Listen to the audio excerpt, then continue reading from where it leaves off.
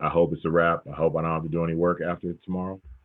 Um, just want to say thank you to all of you who are joining us, whether you are joining us via Zoom or Facebook.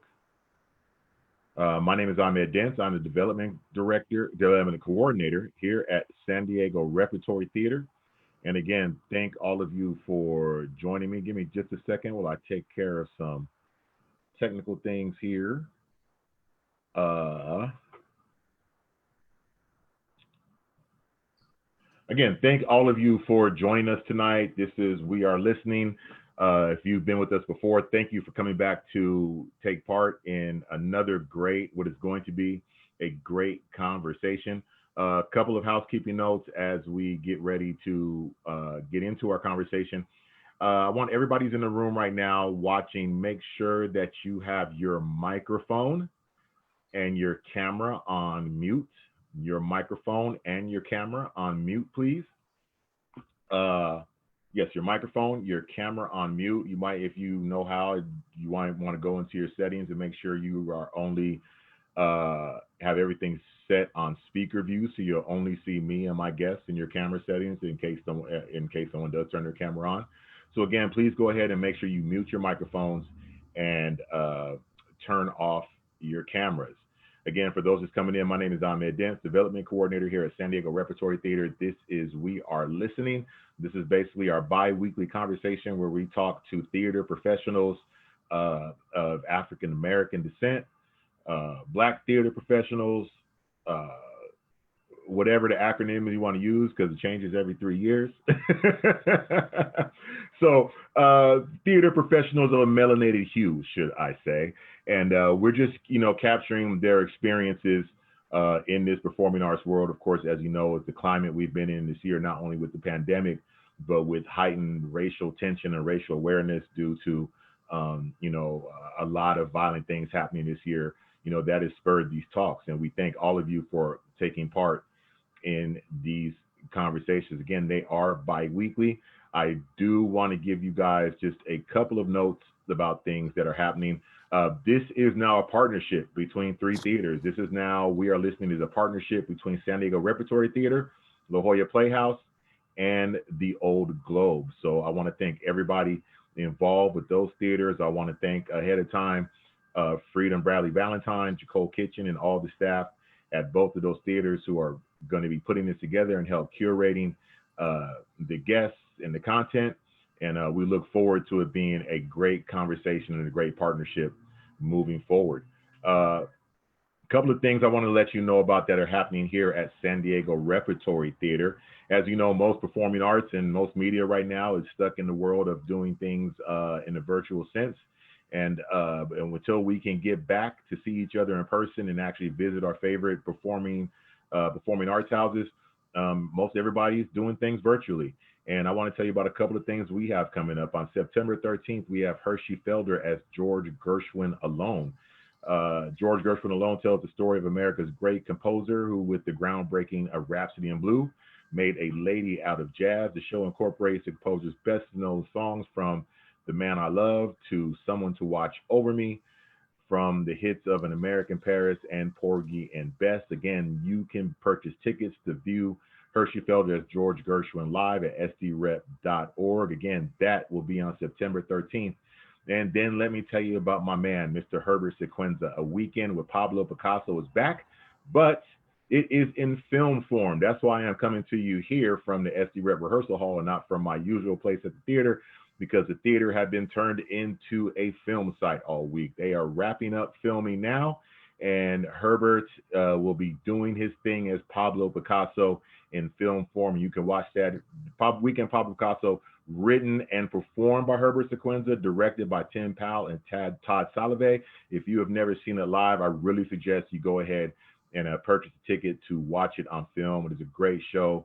Herbert is the man. Again, you can get more information about all that at sdrep.org. Also, want to talk to you about my next guest on We Are Listening coming up on September 10th. Again, we are now in partnership with La Jolla Playhouse and the Old Globe.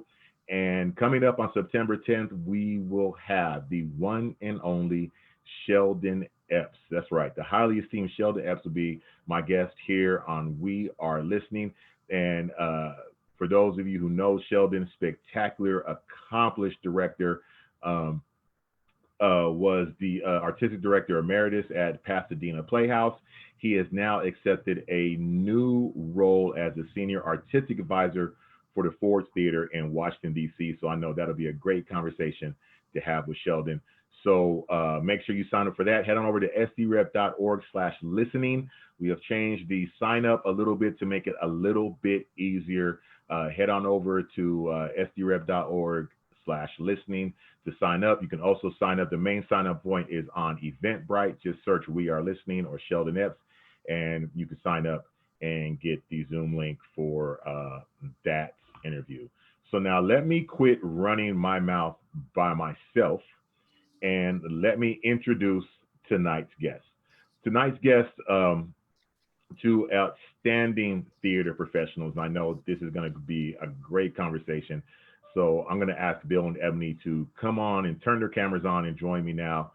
Tonight, I am joined by award-winning author and playwright Bill Wright, and I'm also joined by Craig Knoll award-winning actress Ebony Muse. How y'all doing? Hi, good. How are you? I'm good. Thank you. Thank you. Thank you for this opportunity. Thank you for joining us. Like I really appreciate it. And Bill, I was really spurred. The first thing that spurred me to invite you is because you watched the first episode. I did. You watched the first episode, I and did. then you were on Facebook screaming like, "Hey, I don't think like that." And I was like, "Good, come on and talk to me about it." You did. You said, "Well, come on." Yes.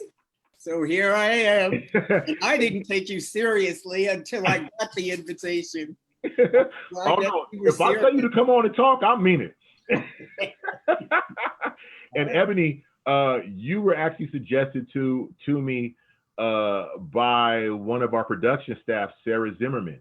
She actually suggested that I have you come on. She had told me how much work you were doing during the protests and everything, and that just all bleeds into what these conversations are about.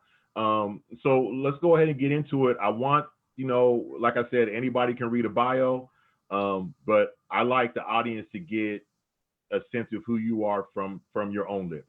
So I want to start with you, Ebony. Why don't you go ahead and tell everybody who's listening who you are, what you do, and what got you into this performing arts world? Oh my goodness, that's a loaded question. Well, my name is Ebony Muse, and that's Ebony with an I. I got into theater by accident, actually. I started off as a child when I was dancing. I started dancing, and then I found that I could sing, and I wanted to be Aretha. I wanted to be, those type of singers. And then when I got into high school, someone suggested I should be in a musical. I watched them all the time with my family, but I didn't know really what it was like to be in one. And I got into Children of Eden as Mama Noah, and that was all she wrote. End of the road. I was like, I love this. I can act, I can sing, I can do some dancing in this, I can do all the things that I want to do. And it was I fell in love. So musical theater was my first love. That's right. And I've been in things such as Chicago. I've been in Children of Eden. I've been in Little Shop of Horrors. I've performed at SeaWorld in their Christmas shows. I've done, I played Audrey too in Little Shop of Horrors, which I just did. But I got to play Audrey too. I was a real plant, talking, moving, eating people. So that was fun. That was a new experience. Right. And I won the Craig Knoll Award for Motormouth with San Diego Musical Theater. Done some other things, but keep it short.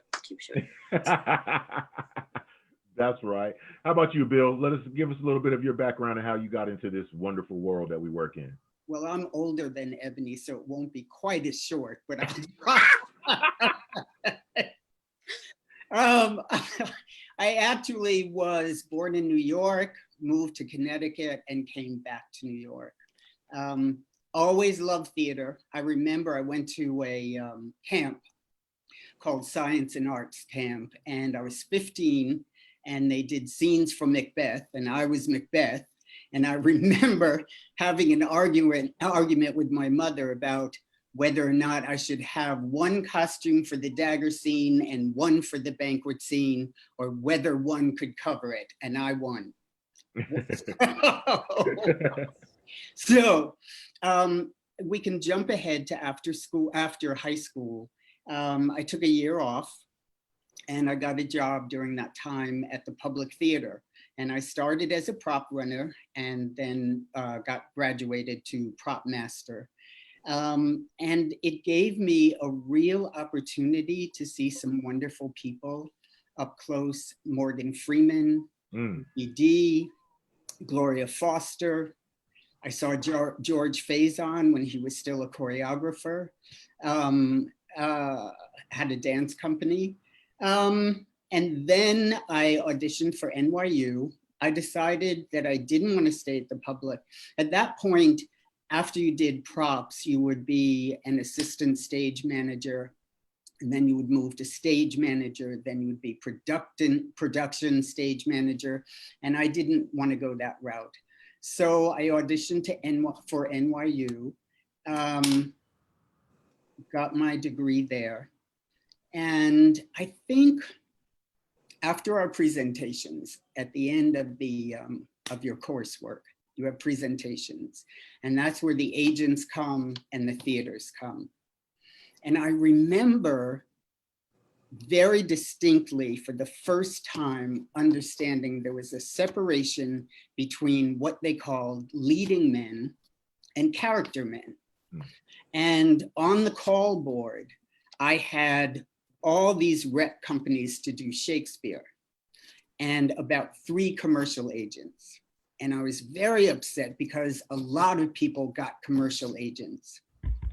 And the 3 that picked me or wanted me to represent me weren't that good, but I also didn't want to leave town.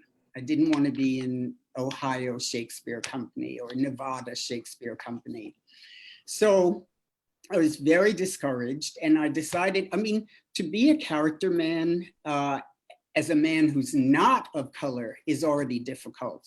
As a man of color, character men have a really hard time getting jobs, especially if you're not singer dancer first. And I was actor first. So I went to grad school and got my degree in playwriting and directing. And then 2 years later, because I'd always written, I published my first novel. And I found also that with publishing, it's manuscript first, not, oh, he's Black, we have to think about whether or not we can hire him. So an editor first will look at your manuscript and decide you're a good writer and they want to publish you, as opposed to auditioning for a casting director and trying to figure out whether or not they want to go Black. So I stayed with my writing and published more novels. Checking my notes, Ebony. Ebony said, do you have notes? I absolutely do, because I remember everything.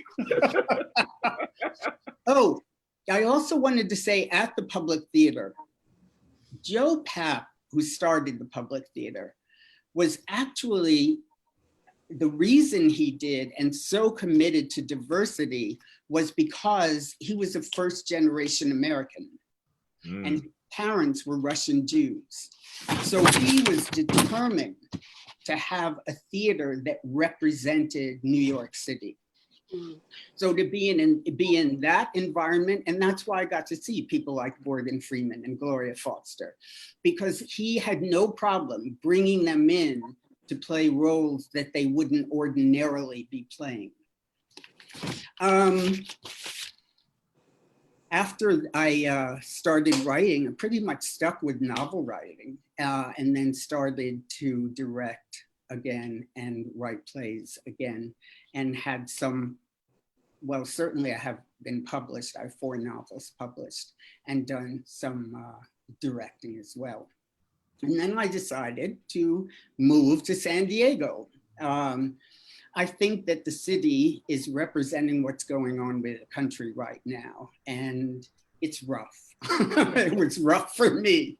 Yeah. And I decided I wanted to come to a different environment. That's right. And that's a great segue, as you said, like the city representing what's happening in the country, because it is a rough time for everybody. This is a rough time. Like, this is a rough time, especially, not just especially, it's a rough time for everybody, and it's about almost every industry, unless you're like unless you work in the stock market or you run hedge funds or something like that. Like, unless it's something like that, or you own a corporation, it's pretty rough. I tell people, as I've mentioned all the time, a 15-year career in radio, was wiped out just due to our situation in coronavirus that I had. So, and I've watched friends in this media world and this performing arts world who are really struggling right now because we can't do what we do. I pulled actually some statistics. Let's do it. 2017, Actors Equity Diversity Study reported that 8.63% of all of the principal contracts in that year, 8.63, and 2.3% in management. That's pretty rough. That's rough. Yeah, that's rough. And so here we now are in 2020 with, that's already decimation in itself. Right. And so here we are now having now a kind of a hyper conversation that we've all had amongst ourselves, amongst ourselves at the tables and in the side of the office, or, at the corner of the opening night, or in the theater, or we've had amongst our family members on the challenges of being in this mainstream space of theater, in this, like I don't, like I said, I only know it from the administrative side. I don't know it from the performer or writer side, only from what I've been able to see.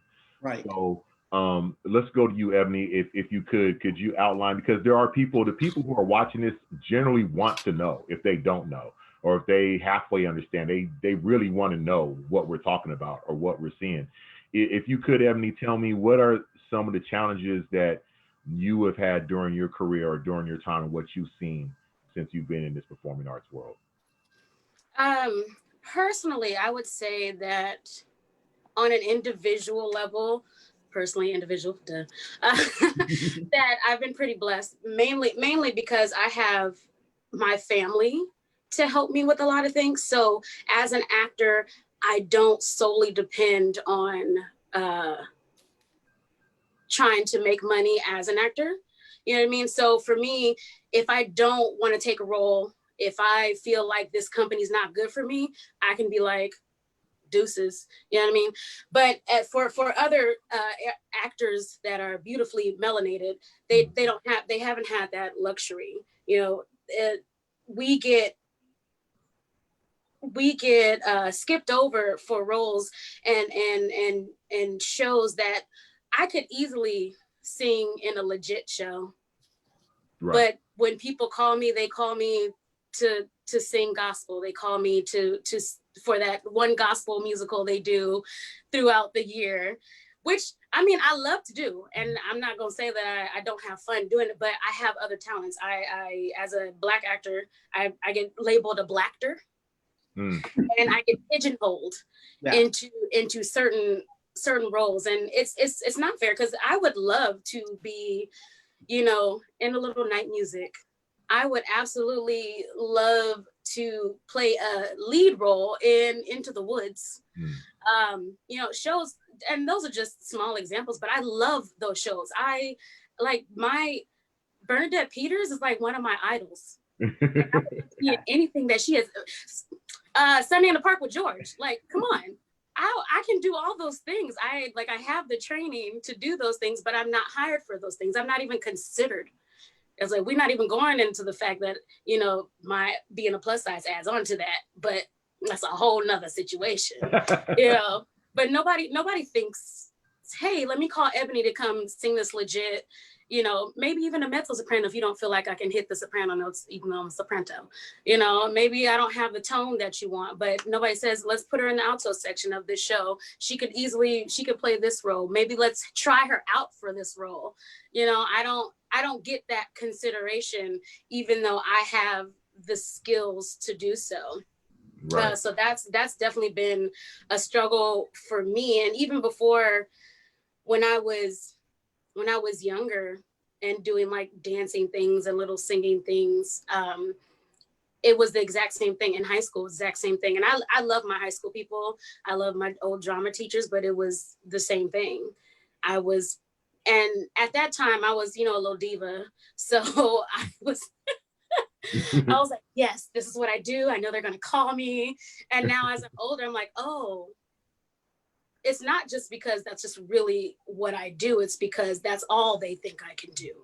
And right. For me, that's a problem. But again, like I said, I was blessed to have my family. So if I don't feel like a theater is for me, then I'm not gonna deal with you. If your whole season, it shows that I know you're not going to cast me in because that is what you are. That's what your history is. Right. I'm not even going to go out. They're like, right. Oh, we don't have Black people coming out for auditions. That's because we know you're not going to cast us. Yes, right. We absolutely know that you're not going to cast us, or you're going to cast that one Black person that's Black enough that meets your quota, but not too Black to be in your show. Yeah. Right. And and then if we say something, we're difficult actors to work with. If we don't take the nonsense, we're difficult actors to work with. And then we don't get hired even more. Yeah. Right. So for me, it's just to the point where I've given up on some companies. I don't even audition. They call me. Sometimes I've had companies even call me and say, we want to have you come audition for the show. And I'm like, sure, when's the audition? And then I never hear back, and I find out that they've casted some white person in that role. So it's like, what's the point? It's at this point, what is the point? That has been my experience. And at this point, one of my friends, and I'm not sure if anybody knows her, her name is Tanika Batiste. Yeah. Of course, you might know her. But she's amazing, and she brought up a good point. It's like, at this point, we need to just be worried about our own. Yeah. Making, putting our resources, our stock, and our talent into our own companies, and showing them that we absolutely don't need to be a part of them. They want us to come in and sing in the rafters, and they want us to come in to fill their quotas. Well, you're gonna have to find somebody else.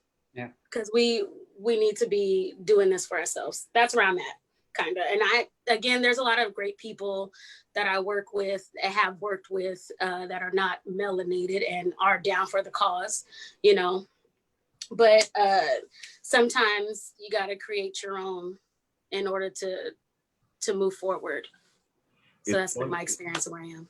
It's funny that you say that, because just today I was watching an interview with Nia Long, and she was talking about during the scope of her career, it was like her and Jada Pinkett Smith were coming up, their careers were on the same arc at the same time.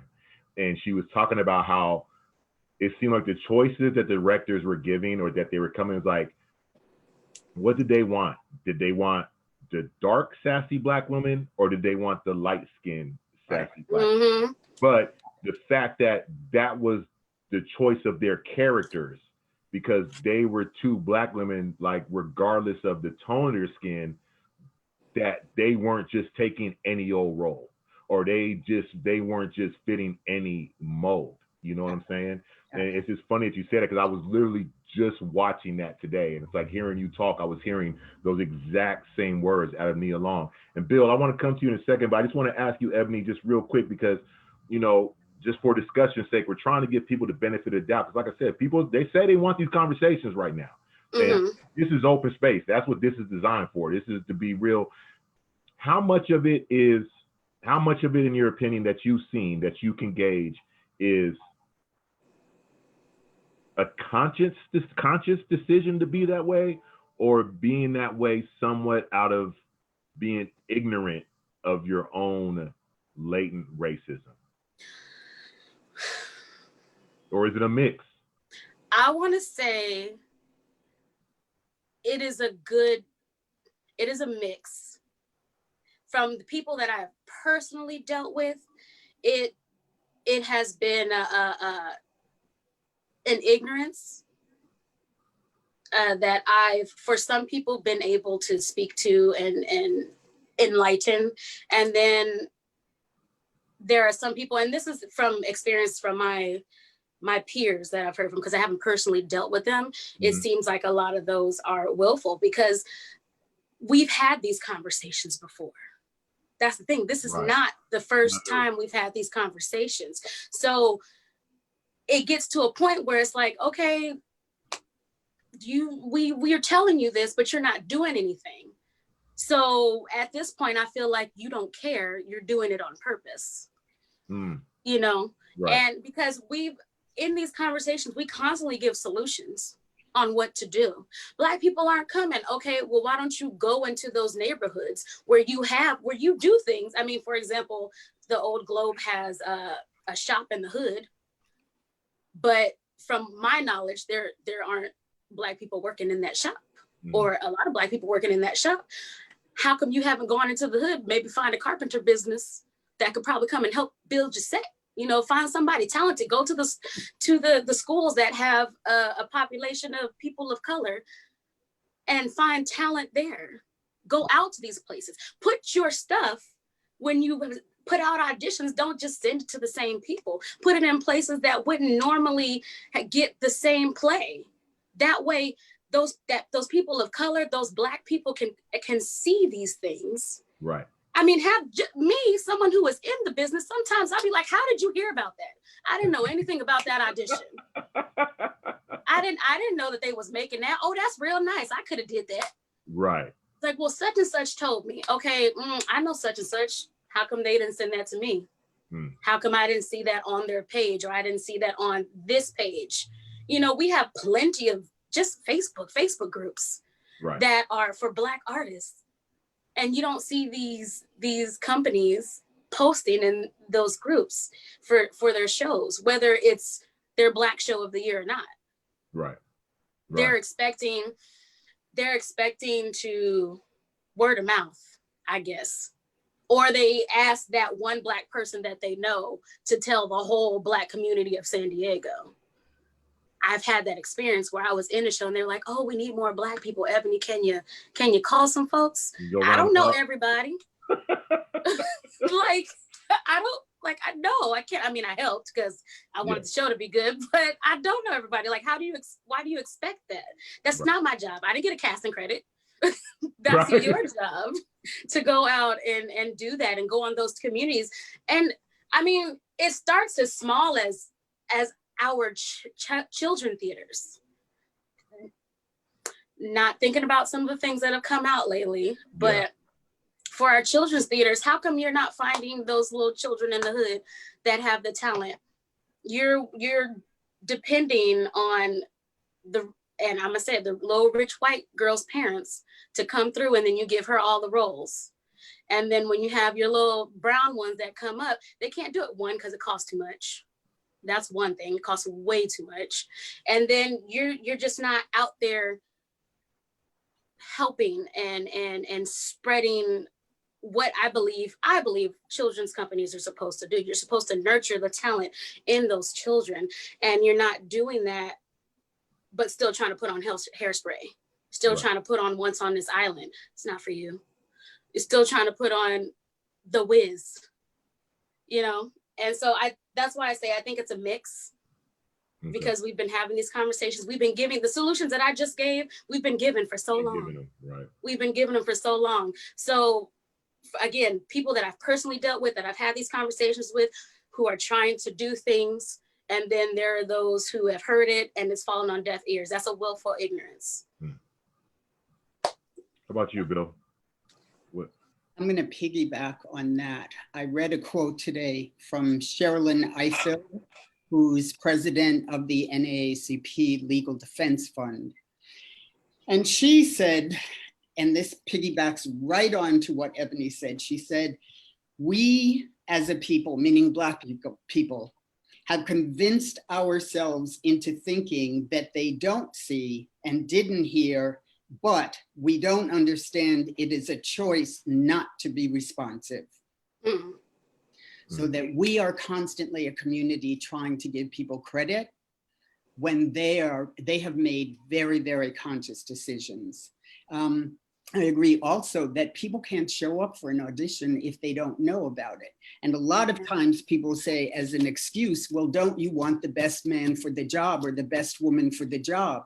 Well, if you haven't done outreach, you don't know that you don't have the best woman or the best man. Yes. Also, do you remember reading about the debate between August Wilson and Robert Brustein? And it was at Yale, and he said, American theater is unapologetically Eurocentric. Mm. That's it right there. Absolutely. Absolutely. Yeah. And I also want to talk about, and it's something else that Ebony talked about, and that is creating our own. Mm. I think it's really important. I think that because there have been so many years that we have been in this position of saying, would you, could you, please, that I think, I want Black theaters, there are so many wonderful writers out there. And I would like them, our people and our theaters, not to resort to the old classics and to do some of the new works. And again, I think that piggybacks, we have musicals that we can do. We have people who write wonderful musicals. I'm working with a person right now, Carol Foreman, who is Wright, and she's written musicals. And I said to her, well, why don't you do them? And she said, it's hard because people always want to do Raisin in the Sun, right? Right. It's difficult, right? Or you're in a situation where your musical is mismanaged. Yeah. You have one idea, you have one mission, and that's not what's on the stage. And that's very painful for an artist. Right. Right? I had something else. I want to talk about mission specifically. Part of the reason why I learned so much at Tribeca was because the woman who was the executive director had worked for 11 years with Woody King. And Woody King founded New Federal Theater way back in 1970. And listen to his mission. It says, New Federal Theater's mission statement is to integrate artists of color and women into the mainstream of American theater by training artists for the profession and by presenting plays by writers of color and women to integrated multicultural audiences. Plays which evoke the truth through beautiful and artistic recreation of ourselves. So that's a man of color, a Black man who decided out of the civil rights movement that he would go ahead and create a theater, right? Now, I want to say one other thing about mission. A mission statement should be a statement that anybody can see. So if you have a theater that is talking about serving the community and getting money for serving the community, if they are not serving parts of the community, then in a sense, they're being dishonest by taking that money. Right. If they got that mission statement, yes, that says they're reflecting the images absolutely of the whole community, but they're not. Right. If there is a segment of the community that they are not addressing, to take that funding money is dishonest. And the reason why I say anybody can see it is you talk about allies. If you want to talk about people on a board who are allies, let them look at the mission statement. They should ask to see it. And as allies, they should say, you are not holding up your end of the bargain. You are not doing what you said you would do. That's right. That's right. Can I say, I also, so Victor, somebody just asked a question asking, how can we hold them accountable? And I think that's a big thing, is that we're not holding them accountable. There's a lot of theaters out there saying that they're doing things, but I ain't heard nothing. I ain't seen nothing. And on that note, Ahmed, let me interrupt you 1 second. Ahmed, what I would love for you to do, and this is putting you right on the spot. Go ahead, I'll take the heat. I want to hear from them. Right. Yeah. I want to hear from them. I want to hear from artistic directors. I want to hear what their plan is for the next 10 years. Yes, we're in the middle of this COVID thing, but people they've already designed what they're doing in the future. Yeah. So let them come on, and not to put them on defensive, but for them to share with us what their plans are. Not their Black representative.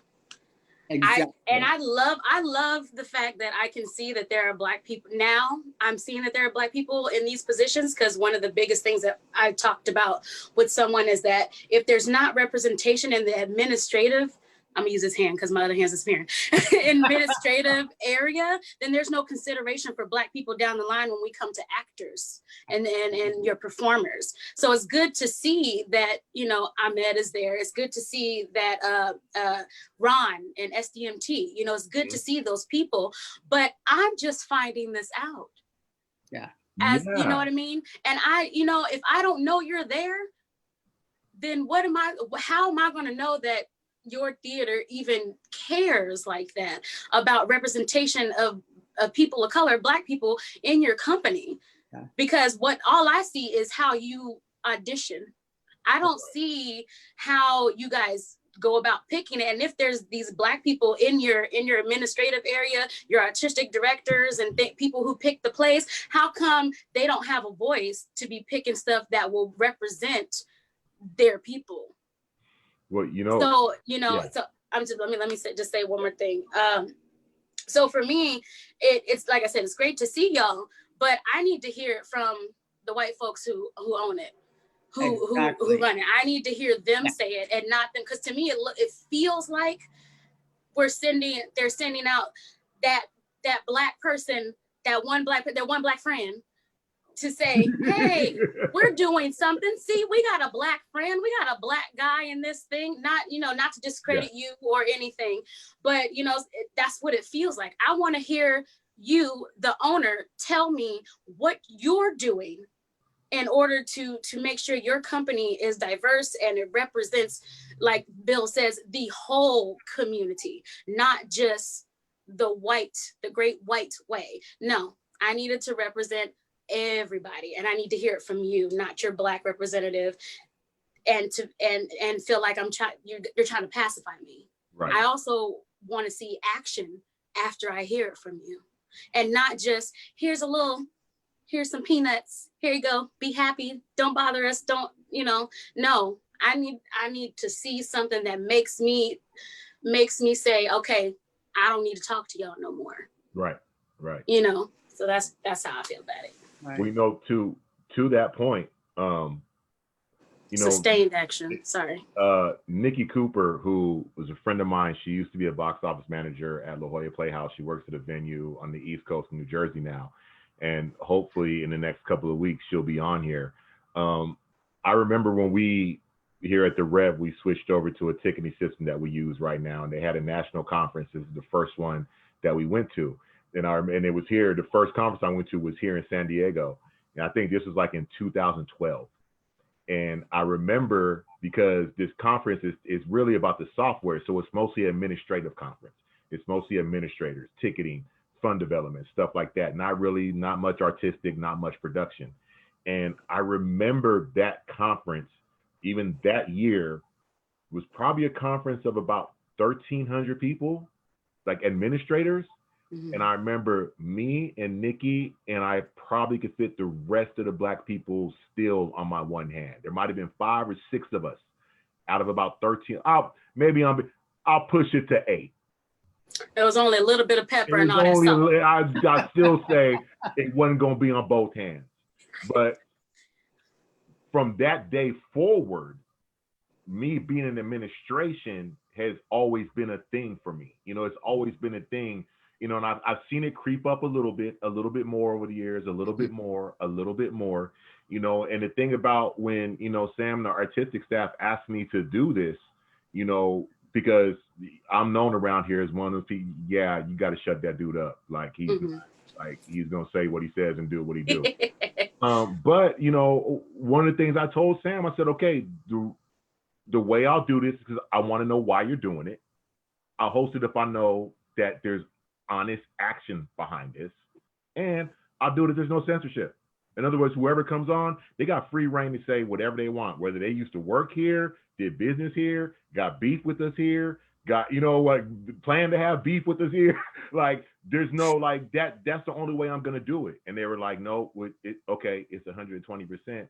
And now we started things where I've been like, okay, we need to have some meetings and talk about what's being talked about here. Like, we need to have some meetings and talk about what's coming out of this and what's gonna move forward from this, because it is literally like, yeah, what's the action behind it? And yeah, we need, like, and it is just like you're saying, it's one thing to have me here doing this and hosting this and talking, you know, but yeah, somebody's gonna have to come out from behind the curtain one of these episodes and come out and do some talking. And that's not just coming from me. That's just what it is. That's just what it is. It's like you're saying, it's like people are only going to want to hear from me on this conversation for so long, because it's going to be just like, you, okay, they got Ahmed out there, but what is Sam talking about? What is Larry talking about? What is Todd talking about? What is Barry at the Globe talking about? What is Chris at Playhouse talking about? What is such and such talking about? What is such and such at North Coast talking about? Sooner or later, yeah, this is great, and I can speak the language and we can get in real talk, but sooner or later someone's got to come down and present the face and talk. And so that's what I'm saying with you. I absolutely am 120% behind it. And even with this now being a partnership with the Globe and the Playhouse, everyone who's behind that has that attitude. You know what I mean? Like, everyone else who's behind that at the org has the attitude like, okay, but we're gonna have to get the brass tacks with this. You know, like, it's gonna have to come down to it, because it's like you said, I'm at the point where I lost my career on radio, but I was always the late night guy. I was always you got the deep, smooth voice, man. Let's keep you on at night. Let's keep you doing the smooth thing. I don't have a desire to go back to that. I don't have a desire to go back to that now, because I know how my skills transfer. I'm at the point where I'm like when it comes to broadcasting, I'm to the point where like I can do my own thing. I don't need to go back to that. You know what I mean? Right. I think we're seeing a lot of that now in the theater community as well. Yeah. Also, to Ebony's point, in terms of casting, I think we need to ask artistic directors for principles, as opposed to them saying, well, we have one Black guy in the chorus. There's a difference between diversity and inclusion. So if I know that I'm doing a little night music and she's on my list, that's different from me saying, well, she can sing, so let's put her in the chorus because we're sure she's going to deliver there. And that's something an artistic director can speak to, because let's remember that an artistic director is making decisions based on their worldview. And if you are not included in their worldview, you suffer. Yep. Or whatever their view of you in their worldview, that's that's what it's going to be. Right. And I think that's where the change has to happen, is people have to speak up and say, well, have you looked at Ebony for this? You know, and if somebody's saying, oh, well, we hadn't thought we'd go in that direction. Well, what direction are you talking about exactly? Right. And what is the problem with that? Right. Why is my color a direction? Yeah. You know what I mean? Versus it's my talent. And the fact that you don't even think, like when you say direction, okay, are you thinking, it makes me think, when you say direction, are you thinking my color, or are you thinking because, oh, she gonna go out there and belt? I know what little night music is. I done had training. I know what type of singing happens there. So why would you think I come in there and try to do some Dreamgirls type stuff? Right. And it goes again with worldview, that if I don't see her as Desiree it is, then I'm not going to bring her in. It would never occur to me to cast a Black woman in that role. That's my worldview. Right. Yeah. And what's in casting has to be able to say, well, you really need, I have 5 Black women who can do this. You need to see them. Right. And it's like, it's not like we're women who can, and especially women who can sing that way, they're not super unique. I mean, everybody's not Audra McDonald, but you know what I mean? There are more women who can sing in that way. Not that I could sing like her. I mean, I'm not gonna claim that. But you know, I have the training. And what's sad is that, and I think it's not just me, but other actors who have the same problem as I do, is that at this point, I would actually be excited to be in the chorus of Little Night Music versus getting a principal role. You know what I mean? There's certain shows where I'm like, you know, chorus, I don't know if I would actually take that role. Is it worth my time? You know, when you take the consideration of what I have to do in order to be in that role as an actor, and you're thinking about signing a contract, and you're like, okay, I can take this role because it'll be worth my time in doing this, blah, blah, blah. You know, whereas if somebody were to cast me in the chorus of Little Night Music, I'm sad to say that I would be happy and I would take it. And I'm sad to say that. I want you to hold on to being the lead. I want you to hold on to being the lead. And it's really ironic, as I was doing my research so I would have these facts and figures today. And I saw an interview with Audra McDonald, and you know what she said? That in the beginning of her career, she would go to auditions and they would say, don't you have a gospel number? But she pushed and she pushed, and look where she is today. She would say, no, I don't have anything in my repertoire like that, and hit the door. No, I want to piggyback on that because it's something you said, and I don't mean to say you feel like that, but it can become internalized, is when you said other actors who have like that same problem. I tell this story only because this part of like the radio world it coincides with the acting world, because the radio world is the same way. Like you could have a gig and it can be gone tomorrow, and you got to go and you got it for voice work and you got to submit, you know, you got to do that stuff. And I remember going for a gig and, you know, submitted an air check. And I remember the guy saying to me, well, you know, you definitely sound Black. And I replied to him immediately. I tell this story, everyone hears this story probably a million times for me, but it's so important. And without missing a beat, I said, well, yeah, it's probably not going to change anytime soon. And him, without missing a beat, replied to me, oh, well, you know, such and such had that problem. Now, two things came from that. Number one, that problem. And number two was, I didn't even know that guy was Black.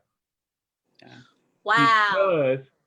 Because someone told him that, somebody somewhere told him that, and he internalized it and he took it to heart. And I know other Black people in broadcasting who internalized that. And the next time I heard them on the radio, they sounded nothing like I heard them sound last year. And from that moment forward, this was early in my radio career, I wasn't even on air yet. From that moment forward, I told myself, you are never changing how you sound. And now 15 years later, whether I lost the gig, the station with belly under, there has never been a time where my voice didn't find its way to broadcast, because it's my voice. Yes. And so it's just like Bill is saying, it's just like you were saying, like, I know you weren't saying it like that, but it's just sometimes the language can become embedded to younger people when they hear it. You know what I'm saying? And the way it's presented to me, I'm just a fighter. I just don't like losing. I'm just competitive. So when the dude said it to me, I was just like, I'm John and Ora's son. What are you talking about? A problem? That ain't a problem. That's me. You know, and so to your point, Bill, like you were saying, like, don't lose that. Like, don't let no one tell you that. Don't let anyone put that, you know, even in anywhere in your soul. Right. You have to remember, you are not a chorus person. That's not what you do. And hold on to it. I want to tell everybody, make sure if you have questions or comments that you have for Ebony or Bill, go ahead and submit those right now, whether you're watching on Facebook or whether you're watching on Zoom, and we'll get to asking those. I want to go to Ebony and Bill, and we've kind of been having this, but I kind of want to get kind of a summation, flash forward now. We've kind of been talking about it, but again, like I said, here we are. And, you know, I don't know if a lot of people did this. You know, we know after the death of George Floyd, everyone had the statements. Everybody, every theater, every shoe company, every business, didn't matter. Uber, Amazon, whatever. Everybody put the black screen with the white lettering out there. We after somebody says something. As if this was gonna blow over. And like I said, every 2 weeks when I've done this, there's been something new to let you know this is not gonna blow over. Last time when I talked to Minka, it wasn't anything violent, but it was that Kamala Harris was picked as Joe Biden's running mate, and the whole thing of representation was back out in front, and the whole thing of race was back out in front. Here we are talking to you guys now. Just 2 days ago, we've had the killing of the man in Milwaukee, and now the killing of the 2 other protesters, and race is back out front. And so, you know, people need to understand this is not going away because you made a statement. This is going to continue happening, and people are aware this is happening. And now that you've made the statements, people who donate, corporations, if you look at the Mellon Foundation, we're not giving anybody money anymore who's not doing real. You can't just tell us you're doing the work anymore. We need to see the work you're doing, or we're not giving you money anymore. So as we move forward now, I want each of you to give me what do you think, you know, as brief as you can, what do you think going forward is the main thing for organizations to do if they're being honest and forthright, but also what do we do as actors and administrators moving forward in this conversation? Ebony? Go ahead. Go ahead. Okay. After George Floyd, I don't know how long afterwards, but I heard that Ebony was doing this demonstration. And I knew that I had to be there, right? And do you remember, I got in touch with you and I said, what are you doing and where is it? And I was so moved because she had an army there that was supporting her, number one. And number two, as an artist, I said to her, I said, why did you do it? And she said, because nobody else was. And I did my program that you were a part of, Ebony, that I wanted to do Black literature. And I didn't know anything about how to do a Zoom program. So I was making mistakes right and left.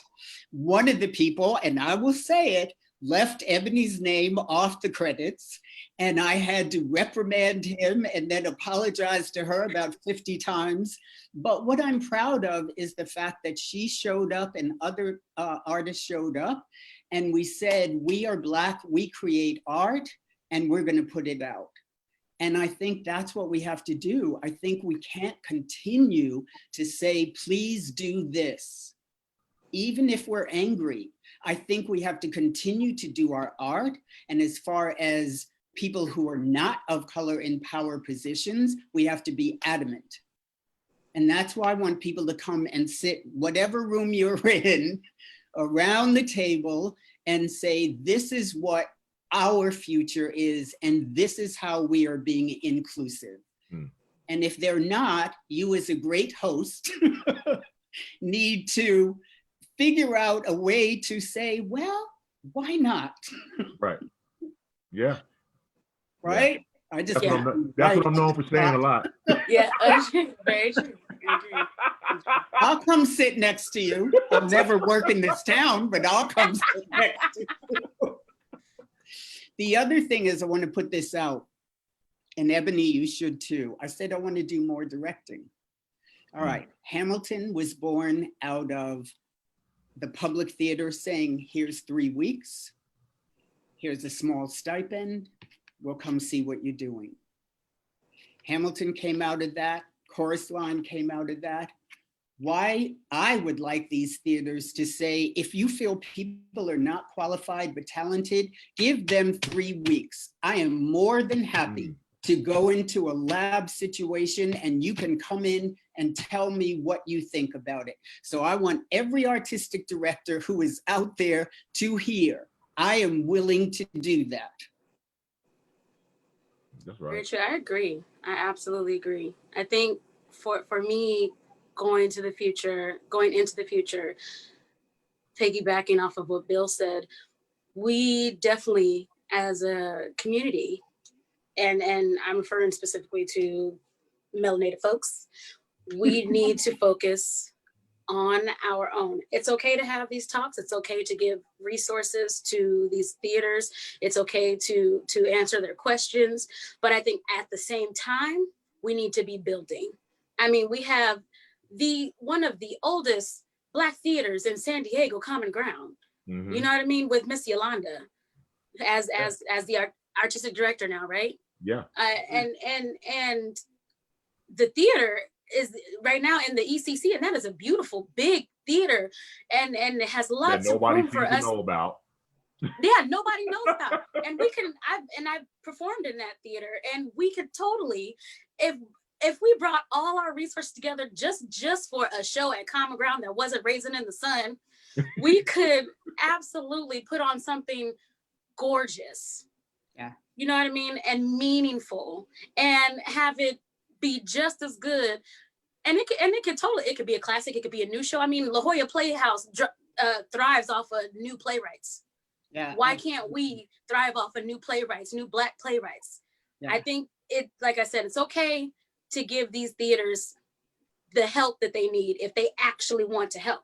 But just in case, and actually not even just in case, even if they do what they're supposed to do, we should still be building our own, period. Absolutely. That's what we need to do. And I think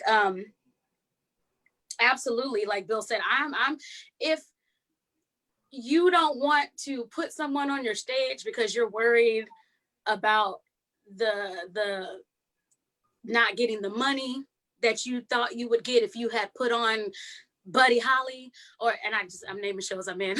I was in, but like, or what is that? Smokey Joe's Cafe. Mm-hmm.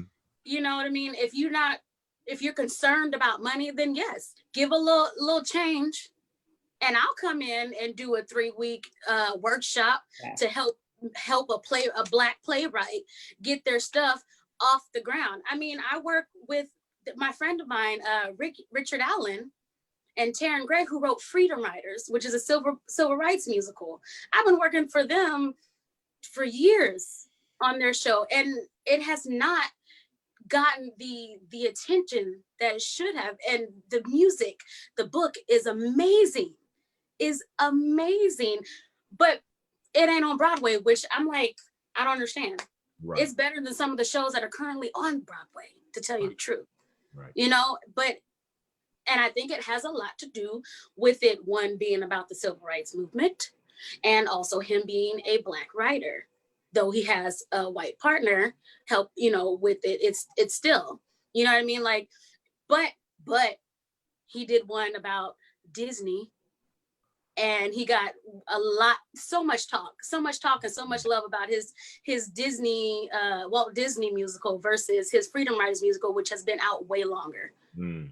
You know what I mean? And that's an issue. And I think, like I said, if theaters are worried about money, if that's what it is, if you're worried about money promoting these new playwrights, or somebody doesn't have a show that is particularly ready to be put on stage, like Bill said, I'm down to help.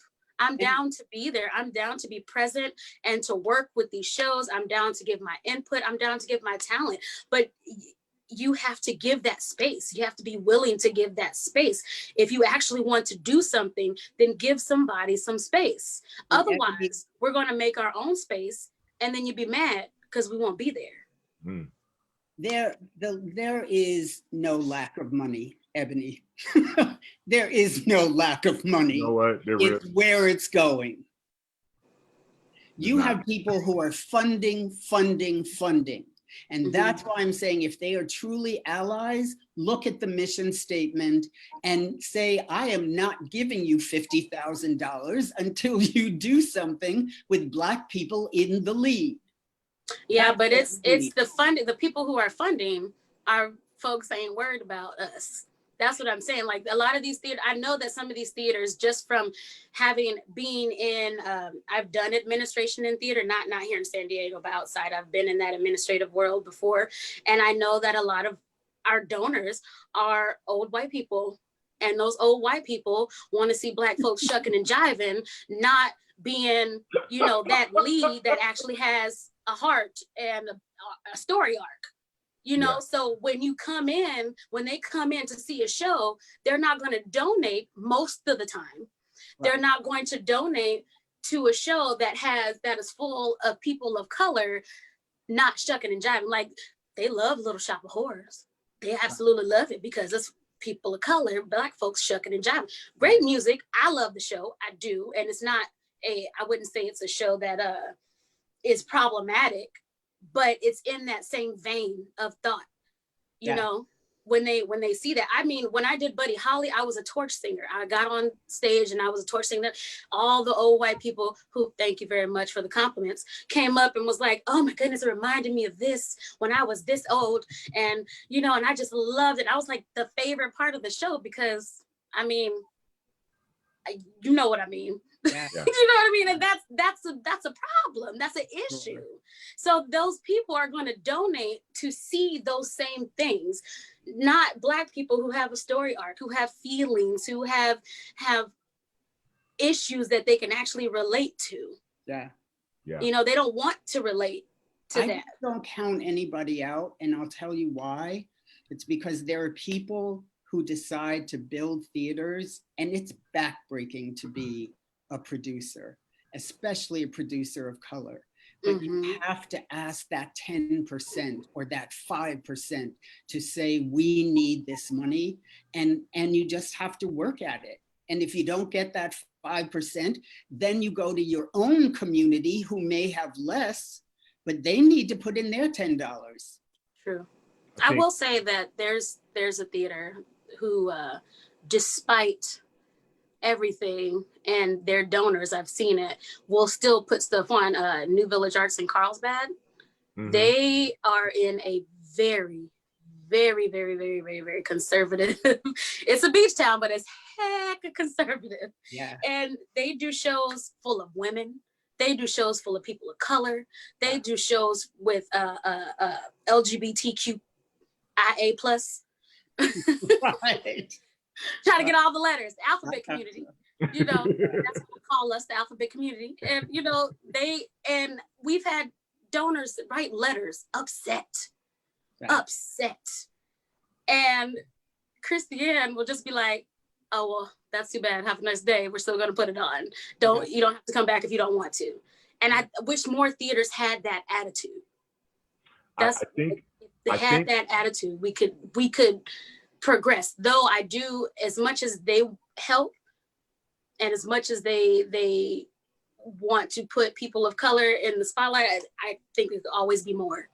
You know what I mean? But that is one theater that is forging forward and doing things for women and people of color, LGBTQIA+, and all the communities, the minority communities. Right. So, and I think more people need to have that attitude.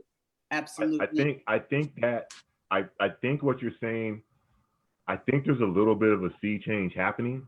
I think there's a little bit happening. I think you're starting to see donors who are kind of like, okay, because I think it does, and you're right, it does take courage from the theater to those people who complain and say, hey, I don't like this. I don't like that Black Lives Matters message that you put out.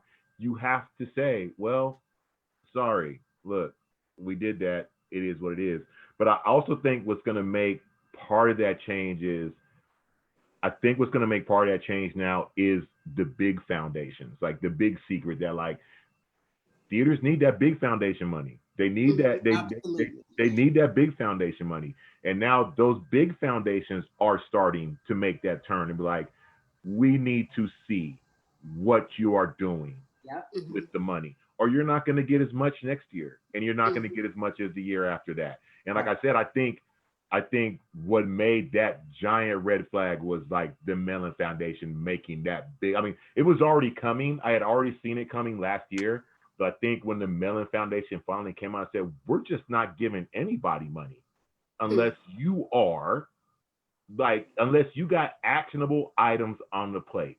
Don't tell us what you're doing. We need to see it, or the gravy train shuts down, you know? And at some point, that has to filter down because people don't want to see their favorite theater go out of business. Yeah. Right. You know, they have allegiances. They don't want to see their favorite Playhouse go out. Yeah. You know, and so at some point, they might put up a little resistance for a minute. Oh, I can't believe you had all them colored folks on stage. I can't believe you had all them people on stage. They might get mad for a minute, but sooner or later, they got to come back around because it's still their theater. It's still the theater they've been going through for 30 years. And that's why workshops are important also, because if your big money givers have a problem, if your heart is in the right place as an artistic director, you can still have a small theater where you're growing something and you're not losing a dollar. Right. Very true. Right. Well, you know, Ebony and Bill, I don't want to keep you guys too long. It's after 8. What I want to do is take a moment for you guys to tell everybody where they can find you. What do you do? What do you want to drop? In fact, let's just not even where they can find you. For the people who are listening, I have someone who just asked right now, hey, is this going to be, you know, or am I going to watch this later? I got people who need to watch this because we're getting a lot of people who are coming to watch this afterwards. What would you want to tell the people who are watching and who will watch this, who are a mix of theater goers? There's a mix of administrators watching. There's a mix of actors watching. There's a mix of our whole community in every aspect watching who will pass this along. What's your final word for tonight to everybody watching? Whatever you would want to tell them at this moment. Like, what is it that you want to tell everybody to go do once this thing closes up? Make art. If you're an artist, make art. And don't let anybody stand in your way. And I'm serious about doing it on, as Ebony talked about, small levels, and I talked about, it's fine to go out and do something that's on a smaller level that you believe in and push and hold on to it. And it is a tough road, absolutely. But if you're an artist, don't let anybody deny you the right to make art. That's what I'd say. That's right. How about you, Ebony? I would say, don't see about it, be about it. There you go. That's right. You know what I mean? Enough with all the talk. Enough with, and I understand we're right now with the pandemic and everything. So obviously we don't have any in-person shows. I get it. And people aren't making money right now. I totally understand. But you know, but But people are making plans. Right. So when we come out of this pandemic, I mean, post your plan. You have a page and y'all sending emails and posting things about, oh, come take a look at these past artists, or, hey, this is what we did in 1975. You know, why don't you post to me what you're doing in 2020 to make your theater diverse, inclusive, and people can feel belonging. Right. What are you doing? What is going to be your step-by-step plan? Who are you planning on hiring? Yeah. Who are you planning on casting? What is your season going to look like? Can I get more than one summer or winter musical? Oh, the 2-week festivals are what kill me. That we're going to have Black theater for 2 weeks. And we're going to limit it from Thursday to Sunday. And if you don't do those 2 weeks, you won't see any Black theater in our theater. Well, because, you know, that's the only time we acting right. Right. That's it. We don't do it no other time. Right.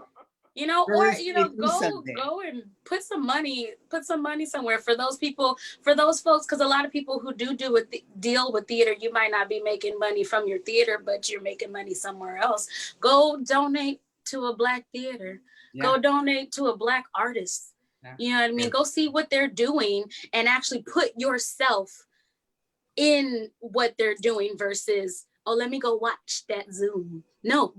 Do something. Ask them, what can I do to help? What can I do to make it better, to be a part, and then do it? Because that's the dirty little inside secret, right? When everybody says, well, I don't know if it's going to make money, because everybody's putting on a lot of shows every season that don't make no money. Mm-hmm. Mm-hmm. They break even. Mm-hmm. Well, look, Ebony, I'm going to let you go. Bill, I'm going to let you go. I think. Did they want to do the question and answer? We have. I think people have been just commenting along with us the whole time.